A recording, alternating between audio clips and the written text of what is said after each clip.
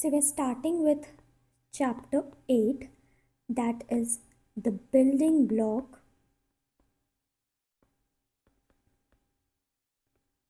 of economics, which will be focusing on the problem of choice. So first, starting with humans. So human beings would basically have certain preferences, like we want these things or we don't want this, or this is necessary, this is not necessary, we cannot survive without this. So there's certain things like that. So those are the preferences which we have. So our preferences can be two kinds, two categories of preferences can be seen in everybody, that is needs and wants. So needs, in the sense, they are the essential necessities without which we cannot expect it to survive. So like the needs are food, water and shelter, without which you cannot live. And certain limit of clothing as well will also include in the needs part. Like without food you cannot survive for a certain period of after a certain period of time. And water and shelter is also very important. You need to have a place to live in. But there are also wants. Wants, in the sense, they are actually not essentials, like without which you cannot survive. That sort of thing is not there with wants. Like the gadgets which you use, and the vacations you go, and all the luxury items like using of perfumes and cars and all these things. So all these will come under wants, because you can start from a normal feature phone to a complete smartphone. So that is the wants you have, because without a phone you will be able to survive. But these are the wants which people will have, that I want such model of phone, or I want that particular one with that particular color. So all these things are your wants.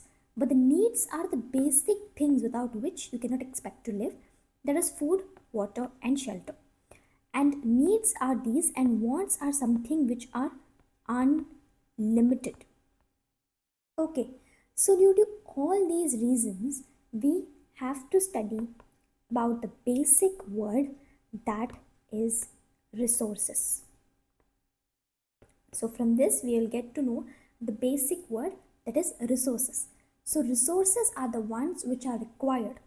Resources are the ones which are required to satisfy human needs as well as wants. So whatever will be able to satisfy our human needs and wants is what we learn to be as resources. So in the previous grade 8, you have already studied about factors production, which is land, labor, capital, plus the facilitator, which is the technological advancement.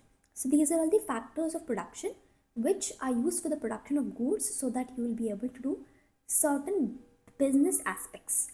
So this is the thing. So first, starting with resources, that is anything which will be able to give you satisfaction to our human needs and wants. So they will be able to improve. So needs are something which you will be wanting as a necessity, while wants is something which they'll be given to actually improve the quality of your life. So to lead your life, needs are important, and to improve the quality of your life, you will be wanting some extra things which will be regarded as the wants of humans. So basically we'll be having two options for everything, or there'll be multiple options for things. You'll be having several choices, out of which you need to pick one option out of the things which are there. So when you pick one option, it is obvious that the other two either will be eliminated, or you will be performing them in a lower scale. So when you eliminate such opportunities, so when you take all these three aspects as your opportunities, that is 1, 2 and 3 opportunities are present. These are three choices which you have, and out of this you have chosen one as your choice. You have picked up that out of the alternatives which you have. So the value of what is given up. So you have given up 2 and 3. So value of giving up 2 and 3 is what we call it as the opportunity cost. So when you have picked up one option, it is obvious that you are eliminating the other or limiting their scale. So when you are doing such things, whatever you've given up, the value of what is given up, that is known as the opportunity cost. So this is what you need to understand. So now, in our NCRT, they also provided with a farmer example and told you about the production possibility curve. Production possibility curve with which you will be able to analyze, because whenever you're doing something, whenever you're choosing between the alternatives, you just can't go through theories. You need proper data and analysis. That is, what will happen, what will I be losing if I choose one option and leave the other. So all these aspects are important to study in systematic, proper scientific methods rather than going with your emotions or theories. So in order to do all these things, it is required to know the production possibility curve. So what will happen if I take up some opportunity? What will happen if I don't take up that? So with this, when you study all these things, you are clearly entering into a branch of studies that is economics. As the name suggests, economics in the sense it will involve economy. Economy is the state of a country or region in terms of production, consumption of goods, services, and the flow of money. So basically, economics will deal with the flow of money. It can deal with individual aspects or for a whole country or for a family or for the whole nation, and all these things will be covered in economic aspects based on microeconomics we have and macroeconomics. So micro will deal with smaller aspects, macro will deal with whole thing, whole set of things integrated to one place. So when you hear the word economics, you have to it need to strike that this has come from a Greek word, that is, so this is a Greek word from which economics has originated. So this is composed of two words basically, that is and. Okay, so what is the meaning of this? This means it is household, and nemier in the sense it is management. So literally speaking, the word economics means it is the management of a household, management of a house. So that is what is literal meaning of economics, which has come from a Greek word. This is what you need to remember. Okay, so there will be various economic entities which will be present.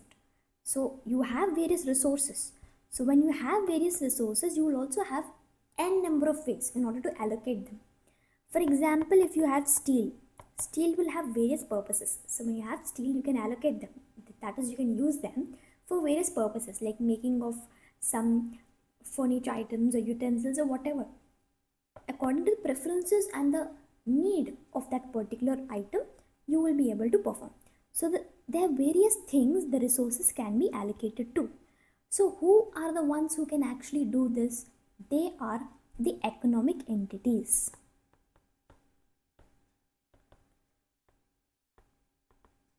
Economic entities. So who are the economic entities? You have to note down. That is, the consumers are an economic entity, the producers. So when you don't have producers, how will you actually be able to get a product? And we have the governments, who are the entities, and also the financial institutions as well. As well as the financial institutions. So all these things will interact with one another and they'll be able to produce a whole proper economy. Okay, so this is what you need to remember. So another important thing is those who study economics. What are they called? They are called economists. So obviously, suppose those who study sociology, they are called sociologists. So those who study economy, economics, they are called economists. Okay, so these people will not rely on theories in order to study the alternatives or the opportunities and potential, all these things. They'll be using data, proper calculated systematic data. For this, they'll be using certain government reports, the surveys, they'll be using those, and all the companies statistics, how they perform the analysis and all these things, and they'll be analyzing what is the risk and opportunity for doing a particular thing or not. So their scope of work will include the policy making, it will include policy making, business consulting, and in research and education purposes, as well as for finance. For all these things, these are the scope of work for these economists. Okay, so another important thing you need to remember is the Economic Survey of India. The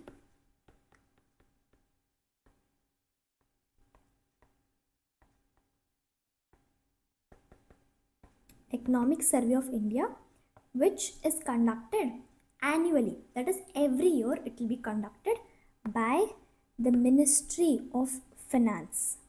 By the Ministry of Finance every year, before presenting the annual budget, they will be doing or releasing this survey, that is the Economic Survey of India. That is, before presenting the union budget, they will be releasing this Economic Survey of India report. So it will review the whole country's economic performance during the previous year. So in which sectors, what has happened, what is the loss, what are the opportunities, how is the employment areas, inflation, what is the cost variations, how have the cost increased, and all these things, and the future challenges which country will be able to face, and in which ways we can actually improve our policies and all these things. So in this way, they'll be able to provide a proper insight on how policies can be prepared based on clearly analyzing what had happened in the previous year, so that those mistakes can be rectified and the plus points can be continued further to the next year. So this is what is the importance of the Economic Survey of India. So this is very important to remember, that it is conducted annually. It is an annual document prepared by whom? Ministry of Finance, and it is presented in the Parliament before the union budget is presented. Okay, so now next, moving to, whenever you have the word or you listen to resources, you will be having unlimited wants and limited resources. So our wants and resources are something which you need to analyze, and our wants are something which are unlimited. So you cannot say that there is a limit for our want, but we have to note that resources are limited. Either it is artificial ones or natural resources, both are limited. So when you have limited resources and unlimited wants, what will it lead to? It will give rise to the important question, that is the scarcity. Yes, scarcity in the sense the lack of the things. So for suppose everybody will have the feeling that they want a four-wheeler, but there is a limited resource for that. So the wants might be unlimited, but the resources are limited. So this leads to the first important principle, that is scarcity. So when you have scarcity, there will be many options which people will have. There will be various choices. And the three primary questions which arise in order to actually choose what to do out of, or in order to get rid of scarcity, what or how, on what basis do people choose? So the three questions which arise are what to produce, how to produce, and for whom do you want to produce the product for? Whom to produce it for? Okay. So first question is what to produce. So whenever you wanted to start producing some goods, or you want to start agriculture or something, you need to identify in what genre you want to do, and how to produce is also very important. So what to produce will depend on the place where you are in. So for example, if you want to go with agriculture as an example, so there will be two kinds of croppings which you can do. That is water intensive or less water utilizing crops. So when you will be doing agriculture with the plants which use a lot of water, when you have abundant water in that particular place, you will be going with water intensive crops like paddy or something, sugarcane, like that. But when you have less water available in your area, then you will be going with the ones which don't consume lot of water. Like for example, we have millets, so those will consume less water in comparison to sugarcane or all these things. So you will be analyzing what is the situation which we are in, what can we do, which crops to grow and what not to grow. So that raises or solves the question of what to produce. So when you don't have water, you don't go for paddy unnecessarily. So you need to have a proper idea of what you're doing. So what to produce is a very important fundamental question. And how to produce is the next question. How are you going to do it? So there are two ways in which you can actually produce. That is using lot of labor. That is human work involved. That is labor intensive or capital intensive. That is with more machinery. So how to produce goods either with a lot of labor or with a lot of machinery. So when you will be choosing in between these both, suppose if you're getting the labor for cheaper cost in comparison to machinery, then obviously you will be going for labor. For suppose if the labor has become so expensive and there are no skilled labor, then you will be going for machinery if you have such great technologies available to you. So how to produce will also depend on what is available to you and how you can do it in the most economic feasible manner as well. So if what is less troublesome and what is easy to do is what people choose, so it depends on where you are and how you do it. Okay. So next is, for whom do you want to produce that? For whom do you want to produce in the sense, for example, if somebody is preparing shoes as said in your NCRT itself, this example is provided. So both the school going child and the person who is playing football will not use the same shoes. So you need to first understand whom you are producing it to. So if you are producing it for school going students, then those should be comfortable and they have to be used every day. So they have to not look too luxurious, and it have to be for rough use. But when it is for athletes or for sports persons, then they need to have proper spikes and they need to be hard, and for and they have to adapt to what the person will be doing with those shoes. So that is the thing, that these three important questions need to be answered whenever you're entering into any field. That is what you want to produce, how do you want to produce, and for whom are you producing that thing.